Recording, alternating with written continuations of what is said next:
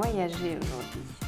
L'île de Porquerolles, dans le sud de la France, parmi les îles d'or, c'est ça. Est-ce qu'on fait du vin sur ces îles? Oui. Oui. Ok. Évidemment. Oui, aujourd'hui, on part à la découverte d'un vin insulaire. Donc, comme tu l'as dit, l'île de Porquerolles, on est donc en Provence, au sud de Hyères, la ville de Hyères. Et l'île de Porquerolles, effectivement, fait partie des îles d'or.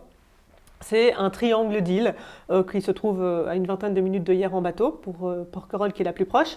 La deuxième sera l'île de Porquerolles et la troisième sera l'île du Levant. Alors Porquerolles, c'est l'île principale et de fait, il y a des vignes et 3 vignobles sur cette île. L'île en elle-même, elle est grande, mais ça reste une petite île. On fait le tour, le pourtour fait à environ 30 km et c'est une île qui fait 3 km de large que l'on peut facilement traverser. On s'y déplace principalement à pied et à vélo. C'est facile. Pas besoin de voiture, de bus, non. Mais c'est une très belle île, 3 vignobles et un particulièrement qu'on découvrira par la suite.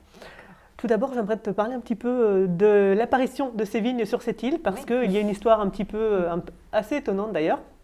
Donc il faut savoir que l'île de Porquerolles, le village en lui-même, il a été créé il y a environ une centaine d'années par l'administration militaire de la ville de Hyères. Au départ, ça faisait partie des forteresses, il y avait des forteresses partout, c'était des endroits à défendre. L'administration militaire a construit ce village, mais plusieurs propriétaires se sont ensuite succédés pour diriger l'île, à la tête de l'île. Et il y en a un particulièrement en 1912 qui s'appelle François-Joseph Fournier, qui était le fils d'un batelier belge, qui avait fait fortune par contre au Mexique, qui est tombé amoureux de cette île et qui l'a achetée, tiens-toi bien, en cadeau de mariage pour sa 3e épouse.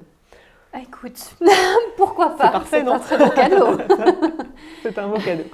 Donc François-Joseph Fournier achète cette île en 1912 et il va vraiment être un des personnages qui va permettre de redynamiser tout ça et de redonner un vrai renouveau, un vrai cachet à l'île. Il va notamment contribuer au développement des routes. Il va planter les premières vignes et même construire un vrai domaine viticole sur l'île. Il va ouvrir un dispensaire, il va créer une cave coopérative. Voilà, tout ça de son initiative. Donc lui, à l'époque, on a fait quand même un gros vignoble, domaine viticole, qui produisait 12 000 hectolitres de vin, soit 180 hectares de vignes, ce qui est déjà très grand pour l'endroit. Lui travaillait beaucoup dans les vignes et au même moment, sa femme, son épouse Sylvia, elle se battait en collaboration avec les vignerons qui étaient sur le continent, côté Provence, pour justement faire valoir l'appellation des Côtes de Provence et développer un petit peu tout cela. Donc c'est un couple qui a été sacrément combatif. Sacrément combatif. Et créatif. Tout à fait. Après, plusieurs d'autres personnes se sont succédées et en 1971, l'île de Porquerolles a été acquise par l'État à ce moment-là et est devenue un site protégé et fait aujourd'hui partie du parc national de Porquerolles, qui sont vraiment des endroits protégés, notamment d'un point de vue environnemental, et où il y a toute une faune et une flore bien spécifique qui est protégée dans cet endroit. On y retrouve quoi en particulier? Alors beaucoup de poissons évidemment. Toute la partie maritime, là on va surtout être autour de l'île de Porquerolles, où d'ailleurs un sentier marin a été créé, donc c'est très joli à voir. Porquerolles, c'est une île qui est extrêmement sauvage, avec des chemins de randonnée. Sur l'île de Porquerolles, on va aussi retrouver, d'un point de vue flore plutôt, elle est assez typique de par les pins, de par tous les eucalyptus que l'on retrouve sur l'île, et ça va aussi se goûter dans le vin. Oui. On va sentir ça jusque dans notre vin.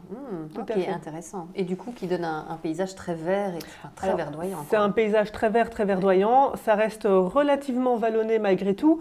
Est-ce que l'on parle tout de suite de notre domaine Allons-y, je pense que tu as un coup de cœur pour un domaine en particulier. C'est le domaine de la Courtade, pour ne pas le citer bien sûr, le domaine de la Courtade qui fait partie de ces 3 domaines-là et qui lui est justement situé un petit peu sur les plaines. Donc l'on parle de la géographie, situé un petit peu sur les plaines, un petit peu à l'intérieur des terres. C'est un domaine qui aujourd'hui fait environ 30-35 hectares, mais qui est aussi fait partie des premiers domaines à arriver sur l'île. Il est arrivé en 1983 avec un monsieur qui s'appelait Henri Vidal qui qui était un peu un passionné, mais qui était tombé surtout amoureux de la bâtisse qui se trouvait sur la propriété du domaine. La seule petite chose, c'est qu'il trouvait que de sa maison, il ne voyait pas la mer, donc il a surélevé la mer de façon à pouvoir surplomber un petit peu tout ça et avoir vue sur la Méditerranée, ce qui est pas trop mal quand même. Tout à fait. Mis à part ça, ça c'est l'anecdote. À côté de ça, il a quand même beaucoup œuvré au développement des vignes du domaine. Et surtout, il avait une vraie ambition de développement environnemental et écologique. Donc ce domaine a été un des premiers des premiers domaines à devenir agriculture biologique en 1997. À l'époque, c'était une innovation. Hein. Même sur le continent, on avait très peu de domaines qui avaient ce type de culture. Aujourd'hui, il a été repris il y a quelques années, le domaine par Édouard Carmignac, qui est un collectionneur privé, qui avait une collection d'art contemporain et qui cherchait un endroit où exposer ses œuvres. Donc il a racheté effectivement cette bâtisse qu'il a un petit peu transformée pour la transformer en collection d'art. Et les œuvres peuvent se visiter depuis 2018, donc depuis 2 ans maintenant. Et par contre, toute la partie vigne a toujours été préservée, est toujours restée la même. Et c'est là où ça devient très intéressant, car c'est un domaine qui produit aujourd'hui 2 types de cuvées différentes, mais surtout, on reparle du sol, qui est un sol schisteux principalement, mais surtout avec sur la plaine du schiste et de l'argile, qui va donner, c'est une argile, un schiste métamorphique friable, qui va donner un petit peu plus de rondeur et de fraîcheur à notre vin. Et sur les coteaux, on va retrouver un petit peu plus de sable et de schiste aussi. Ce qui va aussi donner une certaine typicité au vin.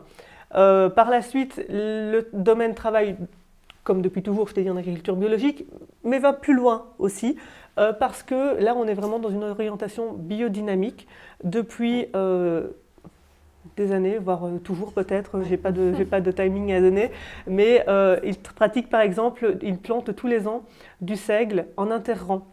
Donc les céréales, un rang sur 2, hein, cette année un rang sur 2, l'année suivante on fera le 2e rang, mais le fait de planter des céréales, ça va redynamiser le sol, ça va rebooster un petit peu les racines, ça va redonner une vie souterraine qui est indispensable justement aux racines des vignes pour qu'elles puissent se développer correctement. Ils en font quelque chose de ce seigle ? Alors après, au printemps, il est fauché et puis on le laisse pourrir, ça fait un engrais naturel, tout simplement. L'hiver, c'est indispensable, ça permet au sol de se redynamiser. L'été, ça fait de l'engrais. Parfait. C'est une bonne combinaison naturelle, moindre coût et qui est bénéfique à la terre. Donc on continue.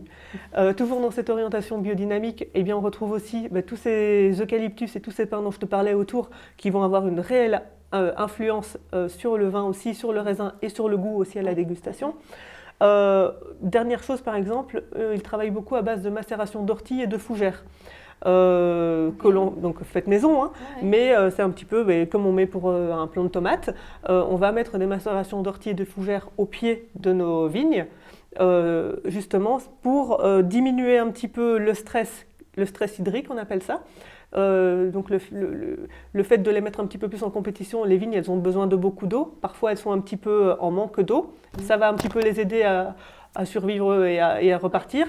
Et justement ces macérations, mais voilà, c'est aussi du bienfait pour elles vont se goûter ?